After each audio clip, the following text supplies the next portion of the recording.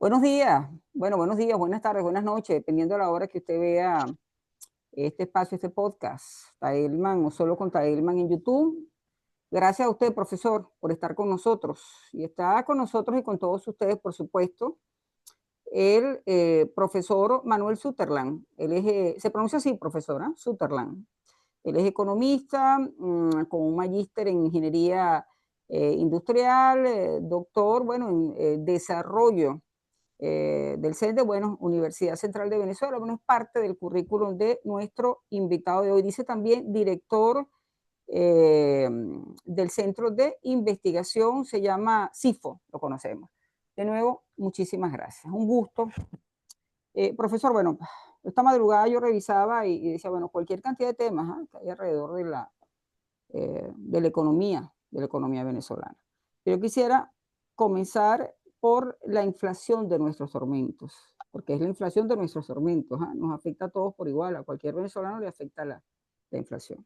Ha habido algunas noticias o temas que giran alrededor de la inflación en estos días, bueno, insisto, aparte del día a día que nos afecta a todos, bueno, uno tiene que ver, se habla de que pudiera, digamos, retomarse de nuevo con fuerza el control de precios. Se habla de acuerdos, bueno, lo ha dicho el sector oficial, pues eh, recientemente, voceros del sector oficial, se habla ya de acuerdos alrededor de controlar el costo de algunos productos. Al parecer habría acuerdos, esta es la palabra que se ha manejado. Para otros, bueno, entre comillas, se habla de un control de precios, profundizar esto, pues. Bueno, el otro tema es el cierre de páginas que tienen que ver con, bueno, referencias sobre el movimiento del dólar en Venezuela. ¿Qué implicaciones pudiera tener esto? De alguna manera, con estos dos puntos que estamos abordando, estos dos elementos, ¿pudiera controlarse la inflación en nuestro país? Queremos hablar de un poco la inflación en Venezuela, o sea, ¿cuál es su visión? Y de nuevo, muchísimas gracias. Bueno, gracias por la invitación. Es un placer estar acá y bueno, asistir a tu programa, ¿no?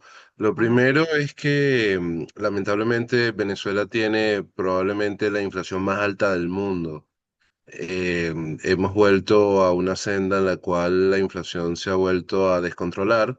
Había habido un proceso de hiperinflación muy largo, quizás la tercera hiperinflación más larga de la historia. eh, Después de la de Grecia y la de Nicaragua. Luego en 2023 y 24 había habido una caída en el índice de inflación, pero ahora se está hablando de 170%. Muy probablemente sea la inflación en este último año, es decir, de mayo de 2024 a mayo de 2025. La cuestión de la hiperinflación todavía no se ve tan cerca. La hiperinflación sería una inflación intermensual de más de 50%, si nos vamos a la concepción clásica. Ahora, si las cosas siguen tal y como están, puede ser que a finales de año podemos estar hablando de una inflación de 300, 400, hasta 500%. Para finales de año, profesor. Para finales de año, de acuerdo a algunas estimaciones privadas que se han Ujú, hecho. ujú, Lamentablemente, el Banco Central no ha publicado la inflación desde octubre, ujú. el último mes, pero el Observatorio Venezolano de Finanzas lleva eso actualizado y está hablando de unas proyecciones altísimas. Ujú. La cuestión de la inflación radica fundamentalmente en tres aspectos. El primero es el aumento o el incremento de la cantidad de dinero que se emite y que incrementa la base monetaria. Eso lo hace directamente el Banco Central. La última data que tenemos es que la base monetaria está creciendo a un ritmo de 3% semanal. La base monetaria de un país generalmente debería crecer a un ritmo de 3% anual. Aquí se está creciendo a un ritmo de 3% semanal, que es excesivo. Lo segundo son los préstamos del Banco Central a empresas no financieras, fundamentalmente PDVSA. Es un índice que ha venido creciendo, es una forma de financiar a las empresas públicas con un dinero que no tiene respaldo. Y lo tercero es que, dado las sanciones y las dificultades que hay en la industria petrolera, se espera una caída importante en los ingresos en divisas. Hay menos divisas desde hace más o menos mes y medio y eso le ha restado solidez al tipo de cambio, lo cual ha hecho que se haya venido incrementando.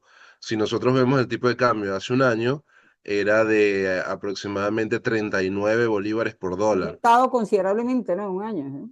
Claro, de hecho, desde mayo del año pasado hasta mayo de este año ha aumentado el dólar oficial, el BCB, en 166%, que es más o menos el número que tiene la inflación, 170%, más o menos.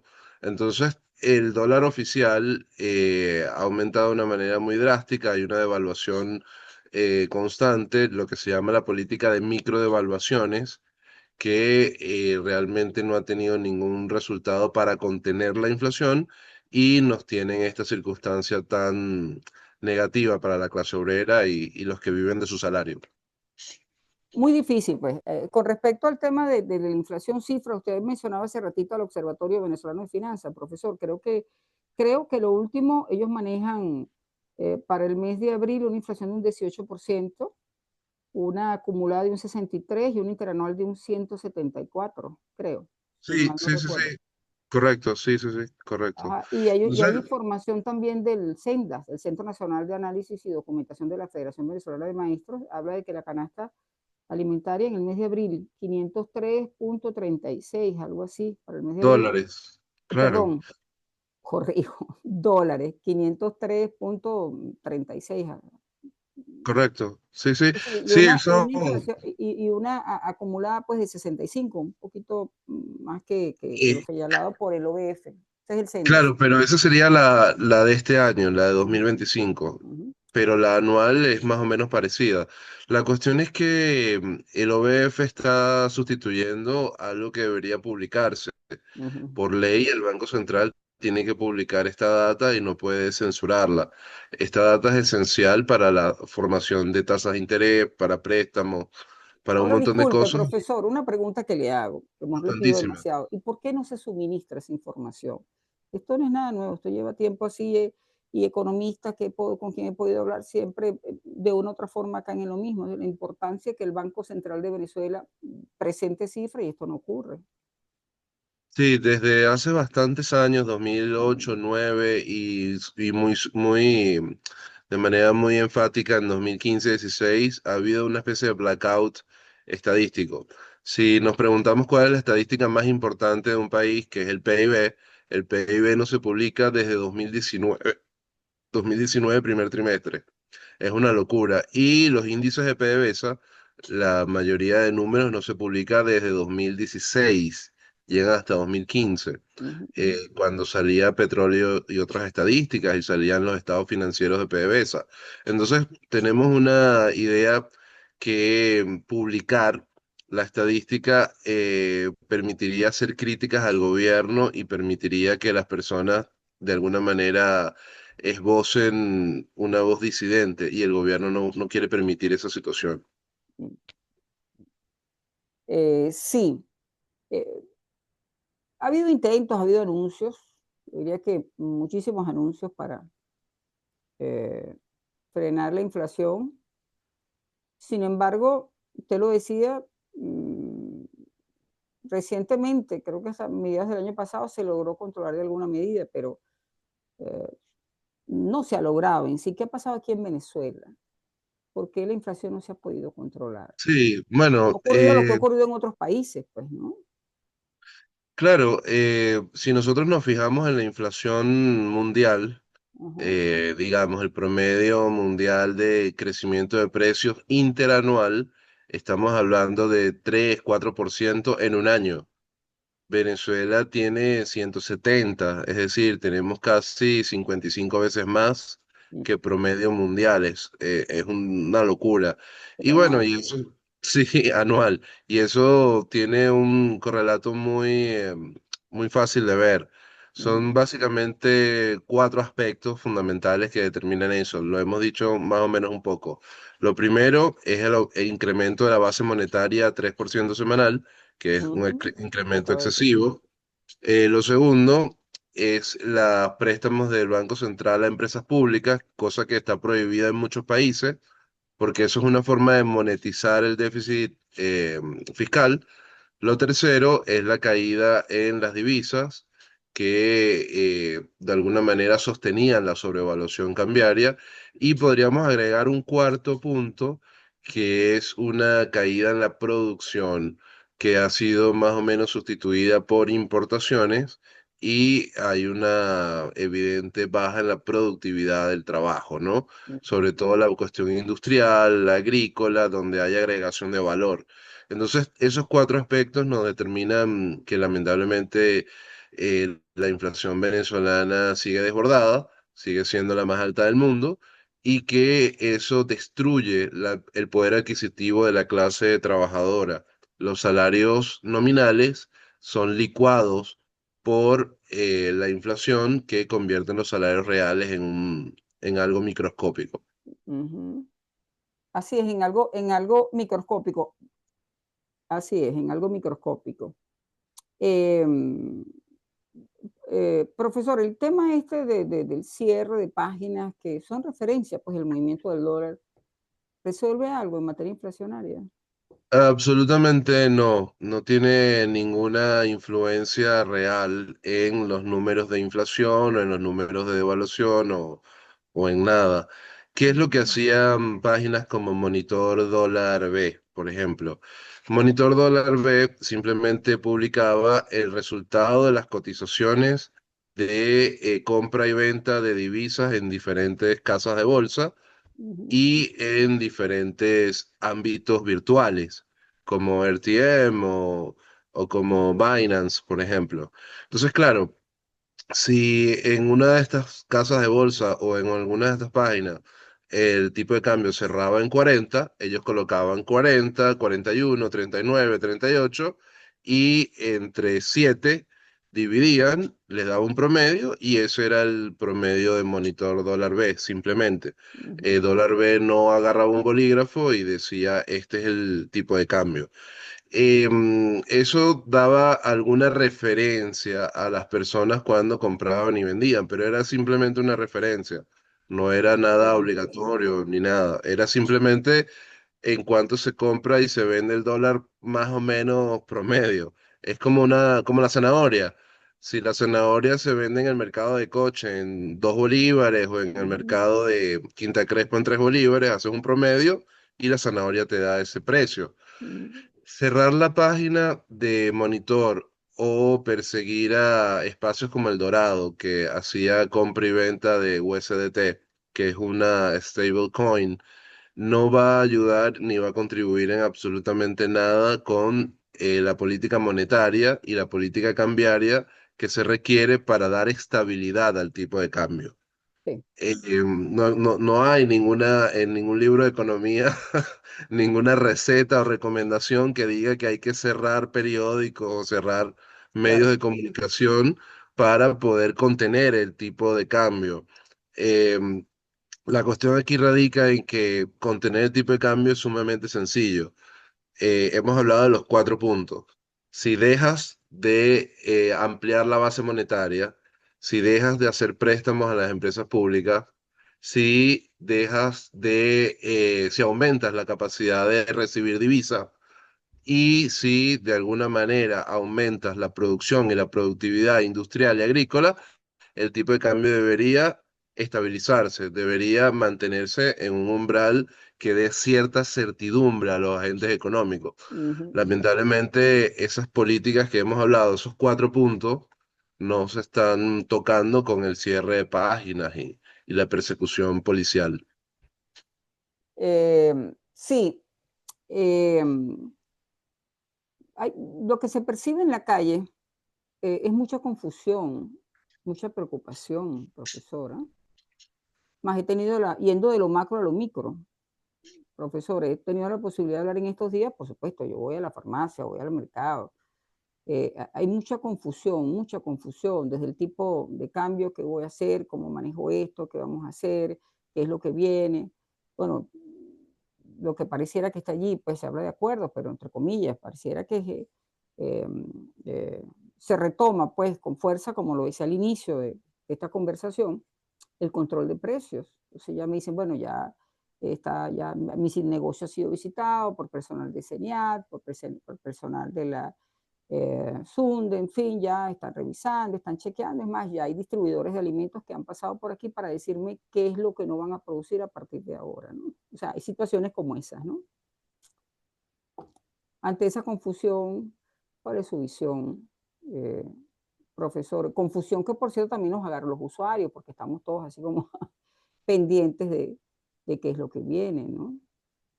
Sí, lamentablemente hay algunos factores dentro del régimen Bueno, el que tema plantean. tributario también forma parte, disculpe que le interrumpa, de la preocupación del comerciante, del empresario de estos tiempos en Venezuela. Sí, hay gente que dentro del régimen plantea que la inflación se puede disminuir o controlar a fuerza de bayonetazos, ¿no? De fusiles y rifles, ¿no? Yo estuve en algunas conversaciones hace algunos años, en 2015, para tratar de apoyar algunas ideas para controlar la inflación y escuché a algunos colegas diciendo que había que sacar al ejército a la calle, ¿no? Y que sacando el ejército a la calle se iba a poner coto a la subida de precios, ¿no? En la actualidad hay leyes como la ley de precios justos y la ley de acaparamiento y otras leyes secundarias que en los últimos años habían sido, entre comillas, desaplicadas, cosa que no es un término jurídico ni técnico, pero era un término más o menos eh, común, corriente, ¿no? Ujú, Entonces, claro, en estos últimos días o semanas ha habido como una aplicación de nuevo o la utilización de nuevo de la ley de precios justos, la están como desempolvando ujú, para tratar de evitar que los empresarios puedan subir precios, puedan incrementar los precios en dólares, puedan hacer estrategias para tratar de cubrir la brecha cambiaria entre el dólar ujú, oficial y el dólar innombrable, ¿no? Entonces, claro, esa política de control de precios, más control cambiario, más control de inventario, ha fracasado estrepitosamente en Venezuela ujú, y en prácticamente todas partes del mundo y ha ujú, causado una inflación, un desabastecimiento y una escasez muy grande. Y de 2016-2017 tenemos en nuestra mente que la escasez y el desabastecimiento son peores que el incremento de precios y que la distorsión cambiaria que pueda originar con eso. Yo ujú, espero que haya algunas voces que traten de frenar esa situación. En el ujú, área tributaria se entiende que las sanciones han pegado muy fuerte, la eliminación de licencias son dramáticas y ujú, le hacen perder al Estado una buena cantidad de ingresos. El ujú, Estado ha planteado la idea de incrementar los impuestos al ujú, sector privado para aumentar su recaudación total y su capacidad para hacer gastos. Yo ujú, creo que esta no es la vía, esto va a castigar más aún la economía y ya Venezuela tiene una presión tributaria que puede ser la tercera más grande o más fuerte del mundo por la cantidad de tributos parafiscales, de tributos municipales y de tributos que están dando vueltas por toda la producción privada. ujú, Estamos hablando que probablemente una persona pueda pagar el 80% de sus ingresos netos en impuestos, ¿no? Es ujú, algo realmente elevado y que además no se corresponde con los servicios que te ofrece el Estado y que resta cualquier capacidad de reinversión, de ampliación, de compra de maquinaria que pueda tener la clase empresarial en la nación. Hay ujú. mucha confusión, hay Hay mucha mucha confusión, sí. incertidumbre, pero la mayoría de personas más o menos ya tiene una experiencia en cuanto a sobrepasar crisis cambiarias y Venezuela vivió casi 4 años en hiperinflación y la mayoría de personas más o menos sabe cómo moverse en ese ámbito. Ujú. Sí, bueno, no sé si me está viendo, profesor, No, en este momento. no la veo. Ya estamos Ahora resolviendo, sí. listo. No, no quise interrumpirlo, dije, vamos a seguir conversando. Eh, profesor, bueno, cumplimos el primer semestre de este año. Ya estamos, bueno, ya estamos en el sexto mes del año. Quedan 7 meses de este año. Eh, Estamos hablando de que hay mucha confusión, ¿no? En este momento, el tema cambiario. Estamos frente, digamos, a que tome más fuerza el control de precios, más tributos. Este es el tema Chevron, usted lo acaba de mencionar, pues las empresas que están saliendo del país, bueno, producto de las sanciones de Estados Unidos. Los próximos 7 meses, ¿cómo los vislumbra usted? Quiero insistir en algo que dije hace ratito, no sé si le pido demasiado. Alguien me dijo en estos días, no soy pitonizo, ¿no? Sí, bueno, no tenemos esferas de cristal Claro, claro, claro. Pero para, bueno, para ver nos eso. imaginamos que una persona como usted maneja escenarios, pues. Sí, bueno, pero a todos los economistas les piden pronósticos, ¿no? Todos Sí. los economistas son especies de Casandras y que hacen cierta prognosis. La cuestión acá es que podríamos hablar de tres escenarios fundamentales, ¿no? El Ujú, primer escenario es el escenario en el cual hay un acuerdo político nacional, un ujú, acuerdo político nacional grande que parte de la publicación de resultados completos del CNE, de las elecciones del 28 de julio, de las elecciones del 25 de mayo. Hay un ujú, reconocimiento de la parte que reclama por un conteo verdaderamente transparente y auditable por figuras nacionales e internacionales apartidistas, por ejemplo. ujú, Ahí en esa situación hay una paz política importante en la cual empieza a darse la pauta para una transición democrática, ¿no? En ujú, ese sentido, pudiera hablarse de unas licencias que pudieran flexibilizar muchísimo las sanciones, pudieran venir nuevas empresas y la economía pudiera empezar a crecer rápidamente. ujú. Este escenario no es el más cercano, pero puede ser el escenario más positivo. Y Ahí le voy a hacer, Venezuela, lo voy a interrumpir. En este escenario, ¿en cuánto tiempo pudiera recuperarse el país? ¿De cuántos años hablamos? ¿Cuánto tiempo? Con un escenario bueno, como este que usted dice que no está cercano, pues todo parece indicar que no estaría cercano. claro, en ese escenario Venezuela pudiera empezar a crecer ya en el tercer trimestre de este año, ¿no? Pudiera tener ya crecimiento comparado con el segundo semestre, trimestre anterior. Y para hablar de lo que hemos perdido entre 2013 y 2021, que probablemente sea 70-75%, sería a partir de ese primer escenario unos 10-15 años de crecimiento para poder llegar ahí si crecemos a tasas altísimas, a tasas de 8, 9, 10% en los primeros años, que es bastante factible si hay una transición política pacífica y hay una reorganización jurídica de la nación. El segundo escenario es el escenario más o menos actual, que es el escenario de sanciones, de eliminación de licencias. Es un escenario de baja producción de petróleo, es un escenario en el cual se vende petróleo eh, ship to ship en alta mar. Ujú, Hay ventas de petróleo con fortísimos descuentos y el ingreso es bastante bajo y la economía permanece en un estadio zombie. Si ujú, el gobierno no decide incrementar la cantidad de bolívares y los controles, igualmente la expectativa es que la inflación pueda llegar a 300-400% según varios entes privados ujú, y que el PIB decrezca entre 3 y 4%, ¿no? Para ujú, este año. El tercer escenario es el escenario de la máxima presión 2.0 del gobierno de la administración de Trump.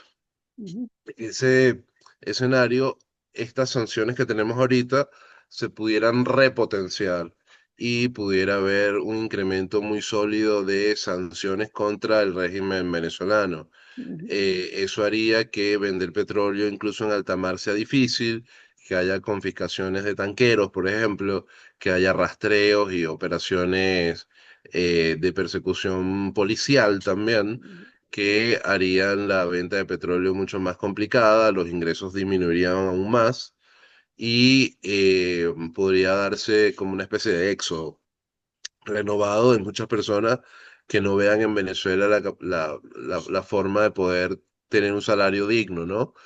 En ese escenario la economía pudiera caer 9, 10% para los próximos 2 trimestres si ese escenario tan negativo se sucede, ¿no? Cosa Ujú, que no prácticamente ninguna persona desearía que sucediese. ujú. Que quiero hacer una acotación.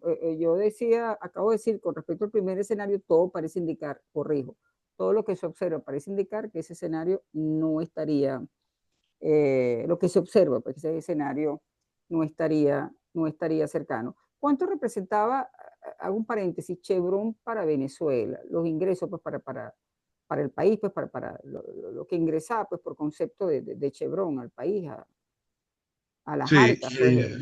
Ajá. correcto. La Chevron trabajaba con la licencia 40, después 41A, 41, sí. 41B. Ujú, Exacto. Entonces, esas licencias eran sumamente restrictivas, ¿no? Esas licencias impedían que Chevron pagase dividendos, ujú, regalías ujú, y que pagase algún tributo a la nación de manera normal o de manera legal como lo establece la ley de hidrocarburos o la ley de empresas mixtas. Había una especie de régimen especial. Lo que Chevron o el aporte más importante de Chevron era el mercado cambiario, ujú. alrededor de anualmente unos 3.000 millones de dólares, Que 3.000 ingresaba a las quizás mesas, ¿no? Sí. Ujú. ingresaba de alguna u otra manera a las mesas Sí, sí. interbancarias a nivel Ujú, anual. Y claro, Chevron, además de ese aporte que permitía mantener el tipo de cambio bajo, ujú, sobrevaluado, y por tanto controlar la inflación por la represión cambiaria, ujú, aparte de eso, Chevron contrataba personal venezolano. Había ujú, cientos de personas que trabajaban y con ujú, buenos ujú, salarios en Chevron, contrataba empresas de servicios venezolanas, contrataba empresas transnacionales también asociadas a los servicios petroleros y también tenía el importantísimo rol de hacer swaps petroleros con Venezuela, de traer petróleo liviano por petróleo pesado, extra pesado, y ujú, también de importar diluyentes y químicos para poder ujú, ujú, refinar y tener gasolina, diésel, fuel oil, etcétera. Entonces, sí, la salida de Chevron es un golpe muy, muy drástico para la economía nacional, muy fuerte para ujú, toda la economía ujú, petrolera y sus ujú, alrededores. Y lamentablemente con Chevron se van las otras transnacionales que también estaban haciendo labores. Estamos hablando de Morel, de Eni, de Repsol, de Creo haber leído una Reliance. información de Repsol en estos días, profesor, que dice que no sale, ¿ah? Que se mantiene en Venezuela. Sobre Chevron, bueno, lo que se dice es que va a quedar cierto personal para el área de mantenimiento. Pero Repsol, leí una información en días pasados que me llamó poderosamente la atención. Repsol dice que no sale de Venezuela, que se mantiene en Venezuela.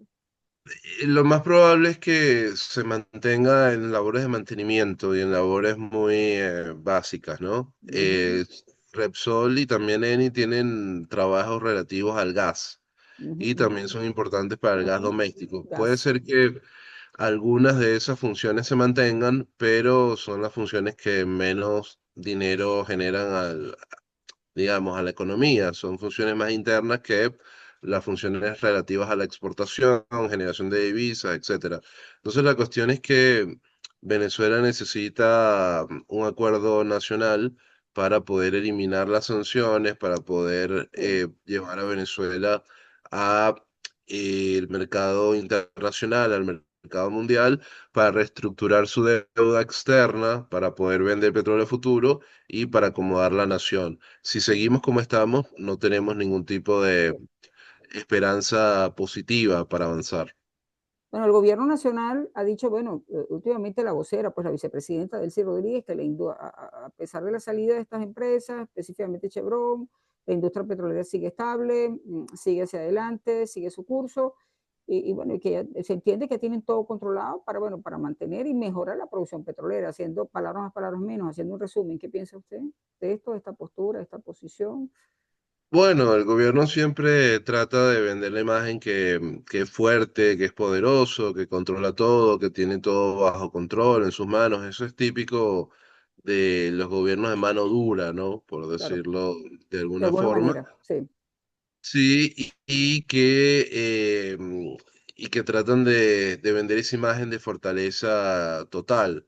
Pero es evidente que ese discurso también contradice con las cosas que ellos dicen en otros momentos. Ujú, Es ujú, decir, cuando se le reclama que no ha habido incremento salarial en más de 3 años y algo, el gobierno dice que las sanciones han destruido la economía y que no se puede hacer incremento salarial por culpa de las sanciones, que son demasiado fuertes. ujú, ujú, Entonces, eh, en 2 meses, cuando se eliminan las licencias que flexibilizan las sanciones, dicen que todo está bien y que todo ujú, está perfecto. Entonces, ahí hay una contradicción. O las sanciones son demasiado fuertes para aumentar el salario, o las sanciones no importan nada y se sigue tal y como está.